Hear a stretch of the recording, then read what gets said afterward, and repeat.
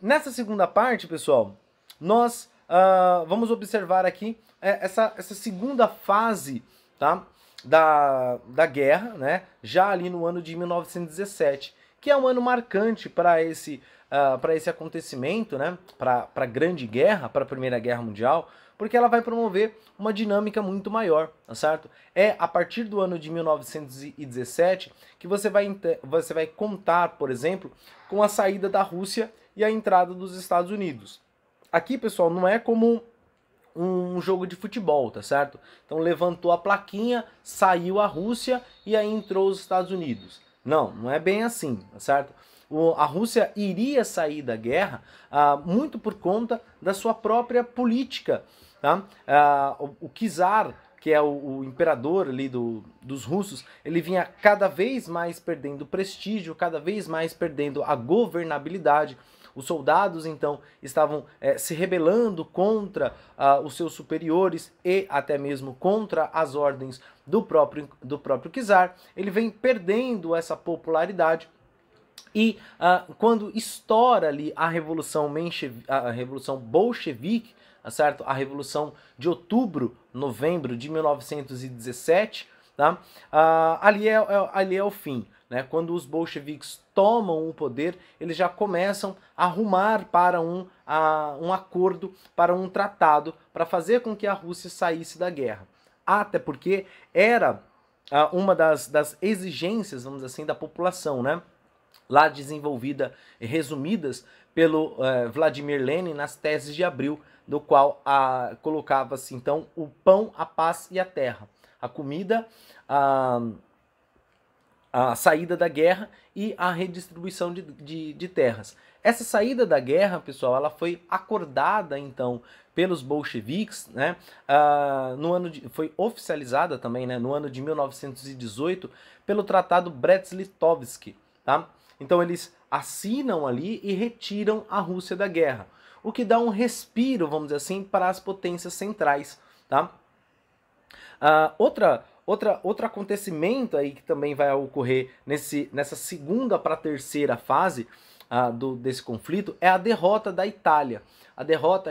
Essa derrota ela faz ainda mais as potências centrais, Alemanha e Império Austro-Húngaro, se voltar ali as atenções para a Inglaterra e para a França, intensificando os ataques nessas regiões.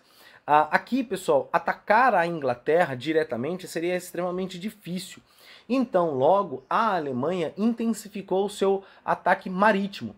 Então, todo e qualquer navio que estivesse passando, os submarinos alemães iriam afundar, independente de quem fosse, tá certo? Tá passando naquela região, é um navio inimigo ou desconhecido, afunda, tá certo? Não tem problema, vai afundar mesmo.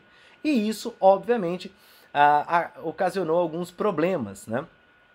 Aqui eles vão afundar um transatlântico que continham alguns norte-americanos, que foi a base para os Estados Unidos adentrarem essa guerra. Um outro motivo que fez os Estados Unidos entrar nessa guerra foi justamente a questão de salvar aí a França e a Inglaterra. Né? Os Estados Unidos estava, mesmo neutro na guerra, ele vendia, ele investia, vamos dizer assim, na França e na Inglaterra, vendendo produtos, armas, medicamentos e etc, etc. Se as potências centrais ganhassem a Primeira Guerra Mundial, quem iria pagar os Estados Unidos? Quem iria fazer uma aliança com os Estados Unidos? Então aqui existe também um motivo político e um motivo econômico por detrás dessa entrada dos Estados Unidos, tá? A partir então do momento em que a Rússia sai, os Estados Unidos entra e dá essa dinamizada na guerra, pessoal, ali entre 1917 e 1918, você tem então essa terceira fase da guerra, tá? Com o avanço da Tríplice Entente sobre as potências centrais, sobre a Tríplice Aliança. Nós temos que lembrar que com a entrada dos Estados Unidos, pessoal, houve aqui muito mais recursos para a Tríplice Entente. Então nós estamos contando com mais soldados, com mais tecnologia, com mais armas, com novas armas, tá? Os Estados Unidos, ele entra com uma série de novas armas, como por exemplo é o tanque. E o tanque de guerra, pessoal, ele é vital nesse exato momento, até porque como nós estamos saindo dessa guerra de posicionamento, onde as pessoas estão lá entrincheiradas, enfiadas naqueles buracos e atirando, o tanque de guerra vai para cima das trincheiras. Então ele vai ganhar território, não é mais palmo a palmo, tá? Então ela vai dar esse novo contorno da guerra, tá? Aqui o Império Austro-Húngaro também vem sofrendo com derrotas de dentro para fora do seu próprio império. Há diversas rebeliões das colônias, há diversas revoltas aí pela independência do local, certo? Dessas colônias, dessas áreas de influência que o Império tinha. Outros aliados da Tríplice Aliança também começam a sofrer, certo? Então eles vão sendo minados, tá? E é nessa fase também, é durante a terceira fase da Primeira Guerra Mundial, que nós vamos contar aqui com a entrada do Brasil nesse conflito. Aqui, pessoal, foram afundados alguns navios brasileiros, tá certo? Até que o último afundado, o navio Macau, aí não teve mais jeito, tá certo? Aí o Brasil entra nessa guerra, tá? Mas não tem não tem assim uma dedicação, assim, sabe? Não tem algo muito expressivo dessa participação brasileira, a não ser a Batalha das Toninhas, tá? Quando o navio brasileiro está chegando ali ao Estreito de Gibraltar, tá certo? E eles percebem uma movimentação na água, eles acham que são os submarinos alemães, e eles começam a metralhar a água, e daqui a pouco começam a boiar essas toninhas, esses golfinhos, tá certo? E aí fica marcado, a grande marca do Brasil na Primeira Guerra Mundial é justamente a Batalha das Toninhas. Porém, certo? Nós temos aí a participação muito forte no backstage, né? A gente tem uma participação muito forte na questão aí dos médicos. O Brasil envia uma grande quantidade de médicos, uma grande quantidade de medicamentos também, tá certo? De remédios para a Primeira Guerra Mundial. O Brasil entrou na Primeira Guerra Mundial, pessoal, mais para aprender, certo? Do que para batalhar mesmo, tá? Para se atualizar durante a guerra, tá? Então, alguns foram enviados para a questão aeronáutica, outros para a marinha, outros para essa questão dos médicos e etc, etc. Mas nada muito grande, tá? E aí, com o avanço da Tríplice Entente e a vitória da Tríplice Entente, tá certo? Bastava então agora o armistício, tá? Que fora assinado no ano de 1918, juntamente com outro plano de paz, que é os 14 pontos do Woodrow Wilson, presidente norte-americano, que visava o fim da guerra sem vencedores e sem vencidos, justamente para evitar um futuro conflito. Mas, obviamente, as nações vitoriosas, pessoal, elas não estavam afim, tá?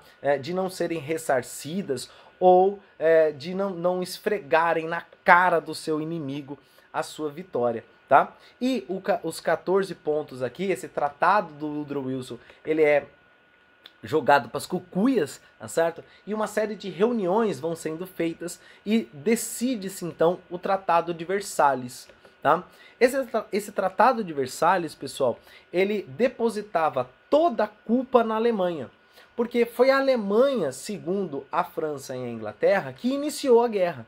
Foi a Alemanha, então, que chamou a França e a Inglaterra para a guerra, então nada mais justo do que os alemães pagarem todos os estragos aqui ocasionados pela Primeira Guerra Mundial, tá? Então ela vai cobrar uma indenização muito forte da Alemanha, tá certo? Uma indenização monetária muito forte. Ela vai impor outras questões, como por exemplo a limitação da indústria bélica, a limitação dos soldados, apenas 100 mil soldados, o que parece ser muito, mas é muito pouco quando nós falamos em força militar, tá?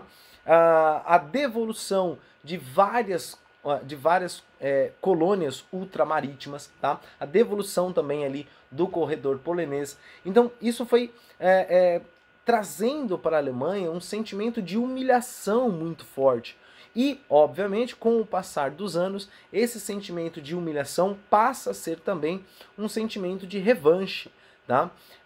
Então, geralmente, pessoal, eu costumo dizer o seguinte, que o Tratado de Versalhes, ele é o ponto final na Primeira Guerra Mundial, mas ele é o parágrafo que irá iniciar a Segunda Guerra Mundial, tá? Porque nós temos a primeira causa da Segunda Guerra Mundial é justamente essa dura indenização, essa humilhação que os vencedores fizeram com a Alemanha, tá? Criando ali a possibilidade de surgirem partidos ultranacionalistas, né, como é, por exemplo, o Partido Nazista, que defendiam essas ideias, tá? Que era necessário promover essa revanche, tá bom? Outras consequências aí, tá certo? Ali também no Tratado de Versalhes, pessoal, ficou estabelecido a Liga das Nações, uma organização, então, de vários países para evitar um possível e futuro conflito. Seria uma espécie de rascunho da ONU, vamos dizer assim, tá? E é óbvio, né, que tá mais que claro que ele falhou, né? A Liga das Nações não alcançou o seu objetivo, que era garantir a paz mundial, uma vez que você tem a Segunda Guerra Mundial, tá? Então, ele falhou miseravelmente, tá bom? Então você vai encontrar aí milhares de mortos e milhares de feridos também como uma consequência dessa guerra. Você vai encontrar vários territórios europeus arrasados, mas também novos territórios. Aqui, pessoal, esses grandes impérios, o Império Alemão, o Império Austro-Húngaro, o Império Turco-Otomano, já um pouquinho, né, já pega um pouquinho da Europa, mais a parte asiática, eles serão desmembrados em vários outros países. Então, a questão ali da geografia local, ela também irá mudar devido a esse montante de acordos que vão desmantelando esses grandes impérios, tá? Aqui também nós podemos observar, pessoal, que os Estados Unidos passam, né, ou começam a tomar aí a frente da economia mundial. Eles começam a ter aí a sua hegemonia, tá? A ameaçar a hegemonia inglesa. Obviamente que essa consolidação só virá na Segunda Guerra Mundial, né? Ali no final da Segunda Guerra Mundial, tá bom?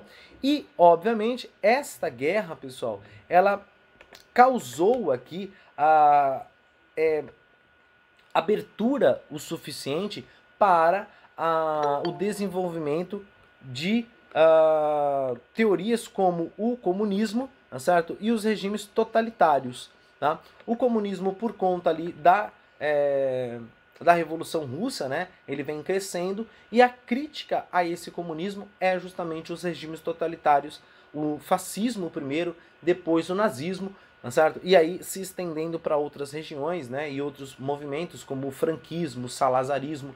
Até mesmo no Brasil você vai ter aí governos inspirados no regime totalitário fascista, que era o governo do Estado Novo do Vargas, tá bom?